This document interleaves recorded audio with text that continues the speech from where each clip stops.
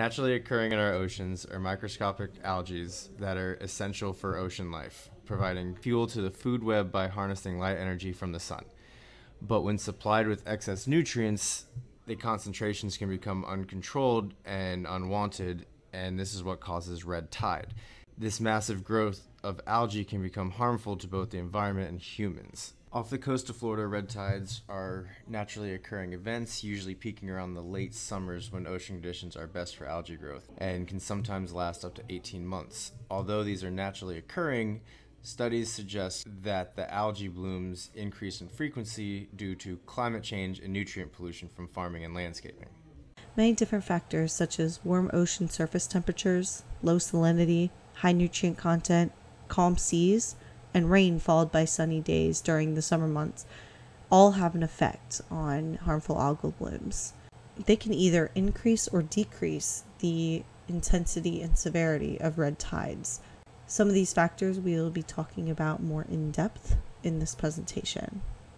While we know many factors that contribute to HABs, how these factors come together to create a bloom of algae is not well understood.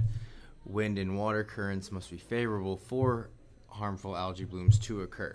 Overfeeding when nutrients from outside sources such as lawns, farmlands flow into the ocean to provide these excess foods for the dinoflagellants to grow. The things we will be looking at and have noticed some correlation in is sluggish water circulation, unusually high water temperatures, and extreme weather events including hurricanes, floods, droughts, heavy rain years. For this project, we decided to speak to a red tide expert. Larry Brand, a professor at the University of Miami, shares his research and knowledge of harmful algal blooms in the Gulf of Mexico. Okay, so what we call the Florida red tide is caused by a certain type of algae called Karenia brevis. This is an electron microscope picture of it here. It's one of thousands of species of algae that live in the ocean. What makes this one somewhat different from most of them is that it produces this large complex molecule which is a neurotoxin and can make people very sick. Indeed, during times of red tide, if you look at the hospital records, you'll see about a 50% increase in people going to the hospital for respiratory distress, and about a 40% increase in people going to the hospital for gastrointestinal disorders.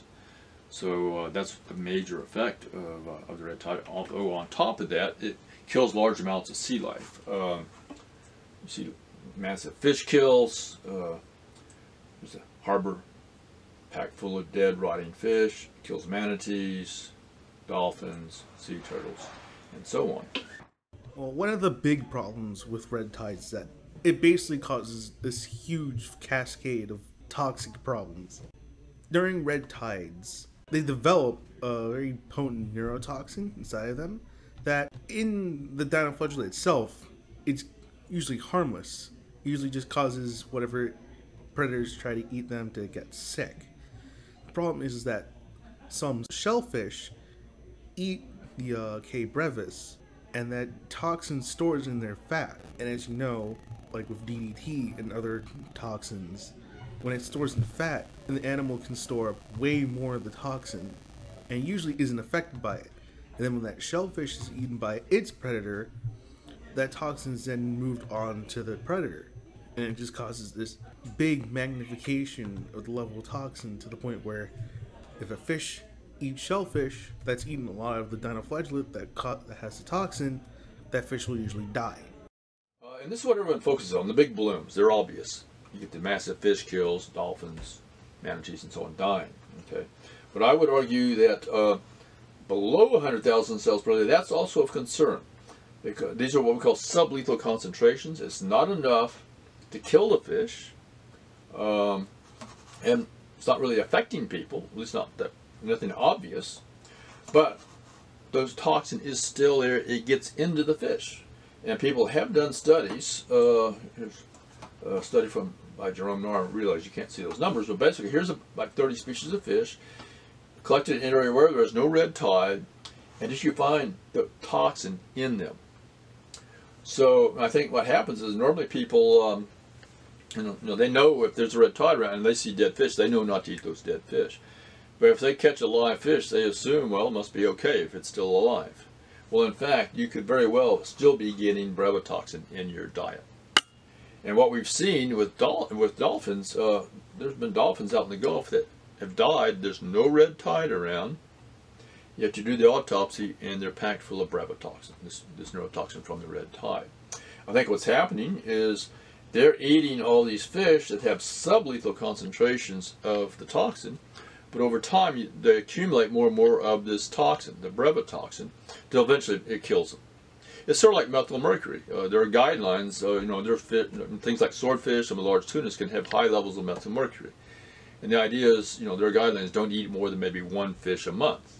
If you start eating a lot of this, you'll come down with mercury poisoning. And I think the same thing here. The dolphins, they eat a lot of fish all the time. That's their major diet. And so they start eating lots of these fish that have sublethal concentrations of brevetoxin. Eventually the toxin builds up in their own bodies up to a lethal concentration. And that might explain why we see an increase, about a 40% increase in people going to the hospital for gastrointestinal disorders during times of red tide. There are a handful of red tide diseases that affect humans. Paralytic shellfish poisoning is brought on by the Alexandrium species. It produces a saxitoxin, which, when poisoned shellfish are consumed, disrupt nerve function or cause paralysis. Extreme cases can cause respiratory paralysis, which will result in death by asphyxiation. Diuretic shellfish poisoning is brought on by the Dinophysis species, which causes diarrhea, nausea, vomiting, abdominal pain, and cramps. Thankfully, this type of poisoning is not lethal. Amnesic shellfish poisoning is brought on by the domoic acid-producing planktonic and benthic algae, which causes gastric and neurological problems such as disorientation, dizziness, and memory loss. What I've done here is I've mapped out, taken 50 years worth of data, I've mapped out the average abundance of red tide. My color scheme here is blue with low abundance of red tide, red is high abundance. So you see the hot spot for red tide is basically from the, is basically inshore primarily, from Tampa Bay down to about Naples here. Every time I take a cruise along the west coast of Florida, I always see higher abundance of algae near the mouth of the Clusat River. Here's the Clusat River here, here's Sanibel Island. Okay, there's another cruise, another cruise. That tells you that the Clusat River is a major source of nutrients to the west coast there in southwest Florida. What we'd like to know is what other atmospheric processes were causing a increase in concentrations of K. brevis as well as longer running red tide events.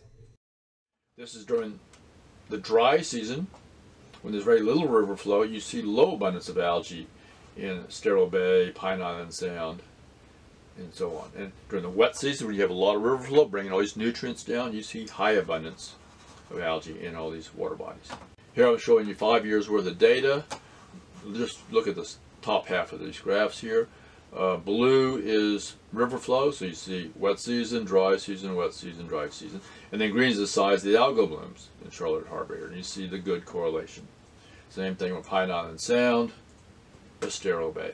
We're going to look in the year 2006. We'll start out during the dry season, start out in February here.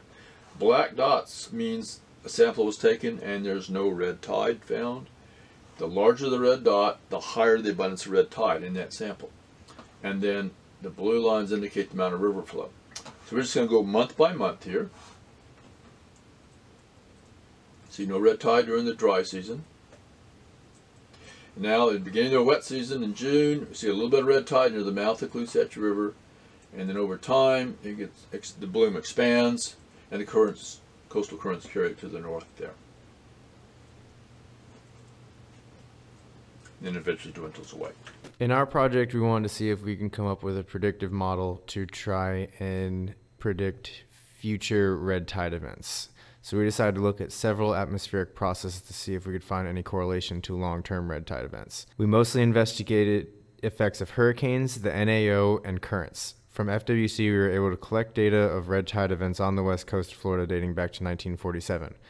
For the focus of our research, we looked at red tide events for the past 20 years and events with K. brevis levels of 100,000 units or more. Hurricanes and red tides on the surface probably have like a simple connection to one another.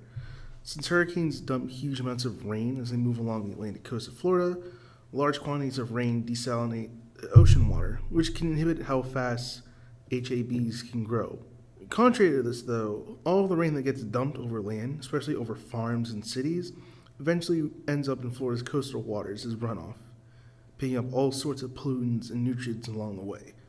This runoff either intensifies existing red tide events or helps instigate new ones.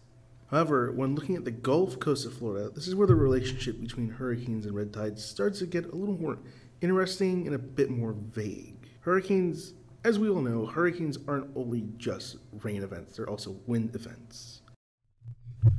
So, as you can see on the map here, winds are flowing from the Gulf of Mexico towards the Gulf Coast of Florida as they're being pulled towards Hurricane Joaquin, seen over here. Now, as these surface level winds move towards Florida's interior, waves are also being pushed towards Florida's interior. And even on the other side on the Atlantic side of Florida, we have waves being pushed into Florida. These waves probably go up into canals and rivers that open up to sea, and dinoflagellates like K. brevis that are probably within these waves and seawater being pushed up to Florida are getting pollutants and nutrients that they need to explode in population, causing huge red tide events. The dinoflagellate that causes the red tide, Karenia brevis, it's a marine species. It lives in the open ocean in full strength salinity, and it can tolerate lower salinity to some extent, but doesn't like the really fresh water. So it can go down to about half strength of full seawater, and below that it starts having real troubles. So it likes the nutrients in the fresh water that's coming from land, but it doesn't like the low salinity. So here's an example of that. In 2004, when we had 4 hurricanes hit Florida, 3 of which went over the watershed of the Clusatch River and Peace River, we had massive amounts of water coming down the Clusatch River here. And look here, you see the red tides developing way down to the south. That's in November, December. Now you see the red tide way down here. You see almost nothing up here. Why is that? Well, if you look at the satellite imagery, you see this plume of really dirty water coming out of the Clusatch River. You have such massive amounts of fresh water coming out. It's overwhelming the coastal waters here. It's full of nutrients, but it's also essentially fresh water. The salinity has dropped so much that the red tide can't live in this water. It likes the nutrient in that fresh water, but it doesn't like the low salinity. And so what's happening is you see the red tide developing there at the front there, where you get the mixing between the nutrient-rich fresh water and the seawater. So where the red tide can tolerate the moderate salinities, but still get the nutrients. And that's why you're getting that there. So again, you have high nutrients up in the estuaries, but if the estuaries have really low salinity, you can't get the red tide in there. Okay, so I analyzed 50 years worth of data on red tide, and what I've done here is a transect from a coastline going offshore. Blue is salinity, so salinity goes down because of freshwater input from the land, and then red is your average abundance of red tide. So just as we saw in that map earlier, you get the highest abundance of red tide near the coastline, which right there it sort of implies you're getting more nutrients from your land runoff, and that's allowing more red tide to develop. What I've done here is do the same type of transect from a coastline going offshore, except that blue is what the average abundance of red tide looked like 50 years ago, and this is what it looks like now. In other words, on average, we've got 15 times more red tide now than what we had 50 years ago. And to get 15 times more algae, you need 15 times more nutrients. And I can't think of any natural sources of nutrients that has increased over the last 50 years. What has increased dramatically over the last 50 years, however, is the number of people and associated activities, agriculture, sewage, etc. A National Geographic article states that scientists predict that as the climate changes, such storms will become even more intense and frequent, which could spell trouble for the future. The blue area is the original watershed of the Clusatch River. Okay, and the mouth of the Clusatch River is down here by Sanibel Island. Okay. The river was not initially connected to Lake Okeechobee. It was a separate watershed. Okay.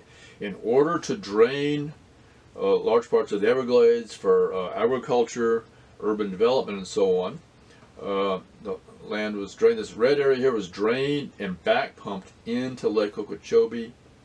The Army Corps of Engineers then they dug a canal to connect the river to the lake, so you could now pump all this water down the Klutzach River.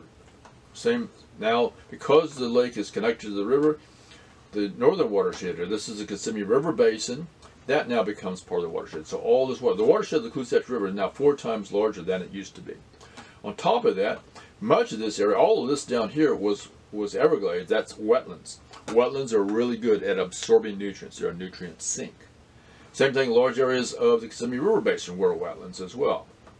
And again, much of this area was drained. Those wetlands were drained, and now much of that is cattle ranching, dairy farms, and certain other agricultural activities. So again, you've converted your wetlands, which are nutrient sinks, to agricultural activities, which are nutrient sources. So what's happened is the Klutzach River now has got a watershed 4 times larger, and much of that watershed's gone from nutrient sinks to nutrient sources. So it's not surprising we have this huge increase in nutrients coming down the Klutzach River. Okay, so here is the results from a sediment core that my colleague Gene Turner took in Sarasota Bay. I'm sorry, in Charlotte Harbor. And you can date these sediments, so you can look at the history of that water body. And so we're going from the year 1800 to the year 2000. And you can see in all these nutrients, you see this dramatic increase in the second half of the 20th century. That just shows the impact of, because that correlates very well with the huge impact or huge increase in human beings in South Florida as well. And same thing if you just look at abundance of algal carbon in these sediments. It dramatically, just showing the increase in algae in these habitats over the second half of the 20th century. When we looked at the NAO, we assumed we would find a strong correlation between El Nino years and major red tide events, giving the warmer temperatures and higher precipitation. To our surprise, we did not find a strong correlation between these, given that there are extended red tide events over 8 months long in both El Nino and La Nina years, giving us evidence that it is not a significant process to keep long-term red tide events. Realizing that there is no major correlation between NAO and long-term red tide events, since K. brevis numbers can disperse and not retain on the coast in such concentrated numbers, we asked ourselves what is happening that keeps the red tide outbreak from naturally dispersing. If you look at the tidal data on the west coast, up here in the north part, you see a very large tidal mixing, and down in the south, you see a large amount of tidal mixing. And you have a nodal point right there in the hotspot. You have minimum tidal mixing right in the area, and so that's, I believe, why that tends to be the hotspot for red tide, because you have very little tidal mixing. If you have a lot of tidal mixing, you get a red tide started, it's going to disperse away, get mixed away before it can ever build up a high amount of biomass. You can have strong currents offshore, but inshore you have somewhat of a stagnant pool of water here, even on a longer time scale, not just the tidal cycle. And that tends to keep the red tide bottled up in there, and so the nutrients and the red tide doesn't get dispersed away. A colleague of mine, Josefina Esquaga, has done computer modeling of this, confirming that you tend to have the water bottled up in here. It's a very slow grower. When we talk about algal blooms, people generally assume these are fast-growing algae. But actually, this is one of the slowest growing algae. It can only divide maybe once or twice a week. Which means if you have a lot of water mixing, a lot of dispersal, then you can never get that bloom going. You need to have fairly stagnant water so it can build up its biomass. This brought us to currents, and we found some very interesting patterns using Null School's world map with atmospheric processes data.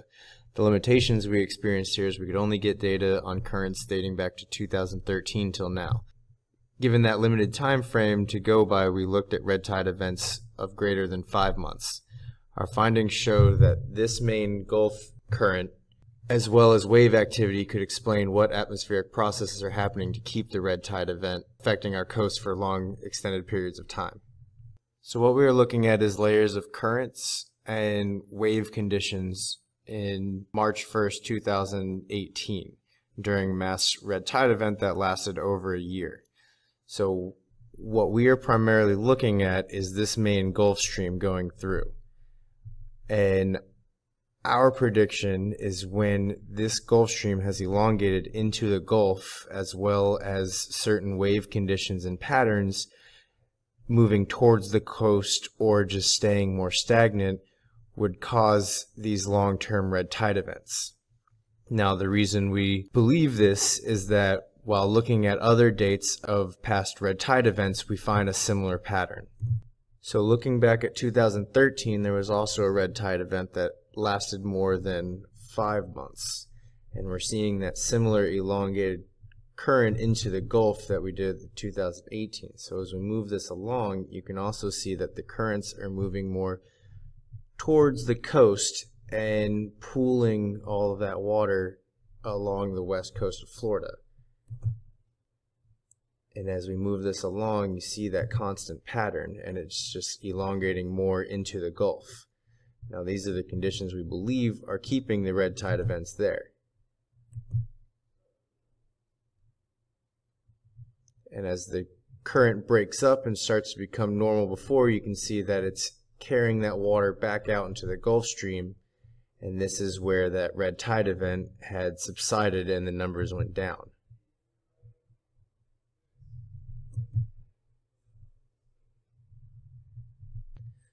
So what you're viewing now is currents during the time of 2015's red tide event, which lasted 9 months going into 2016. Now you're seeing that same elongated current into the Gulf that we are recognizing, as well as very stagnant waters along the coast of Florida, and even a little side current pushing more water into the coast. Again, these are the conditions we believe are causing these long-term red tide events. And as you move per month, you can see that that pattern stays true, that most of the water is staying close to the coast as opposed to being dissipated out into the Gulf Stream.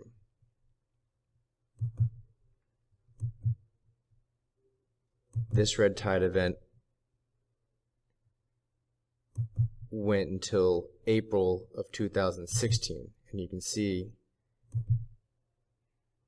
as we get to there, the current's starting to normalize and disperse those waters that are pooled in there. You see it goes back to its natural flow. We can also see what's happening if we turn on the waves layer under null school, and you can see that wave pattern is heading towards the coast of Florida.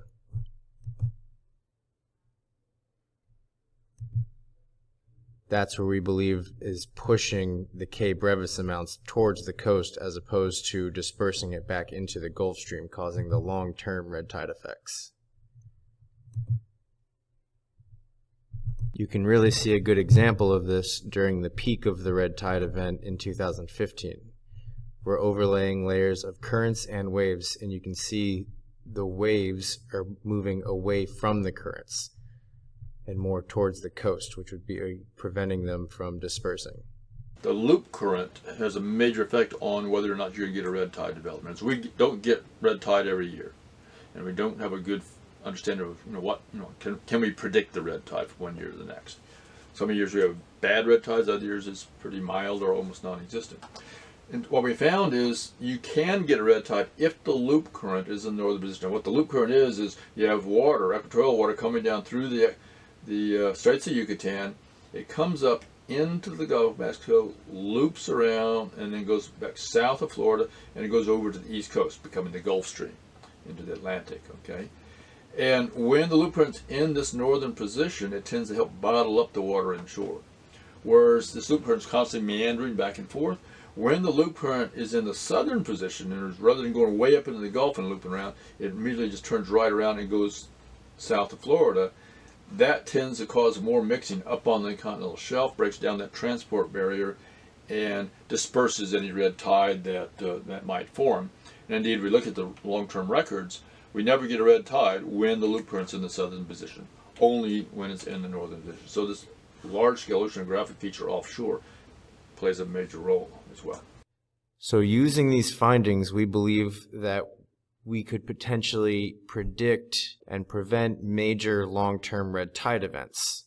We believe that monitoring these currents could act as a precursor to certain conditions that we can avoid when doing things like doing an increase of outflow from Lake Okeechobee during certain times of the year to prevent red tide events from happening.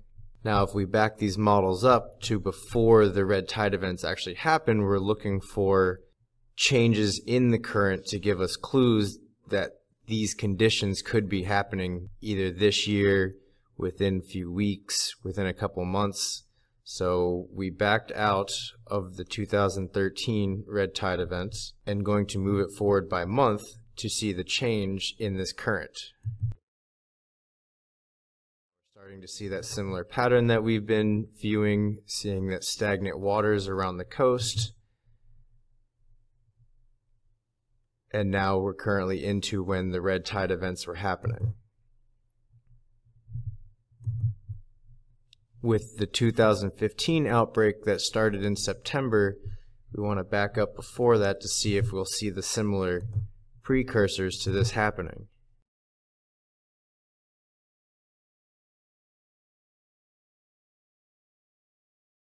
Before the 2015 outbreak, you can see the current has begun to extend into the Gulf of Mexico, while wave patterns are pushing towards Florida's coast. So as we gradually move this towards when the red tide event occurred, you can see this same pattern that we saw in the 2013 outbreak. Waves moving towards the coast, keeping things from dispersing out into the Gulf Stream. That elongated current going into the Gulf, keeping everything in there. This one, like I said, continued till April of 2016. Where you can see the waves now start to push things towards the Gulf Stream, causing things to dissipate, and the current somewhat normalizing. The 2018 outbreak was the longest running that we were able to research. Started in November of 2017 and continued on till January of this year. Now this one also shows us the best precursor detection that we were able to see. So I've backed out the model to March of 2017, where the current, as you can see, is somewhat normalized, not too deep into the Gulf of Mexico, but as we move it forward, we can start to see those similar conditions being created. The current is elongating into the Gulf, changing the wave patterns moving closer to the coast.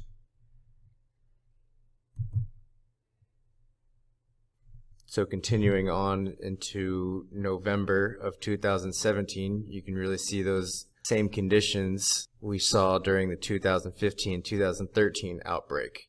And this is where we start to see the red tide events through 2018.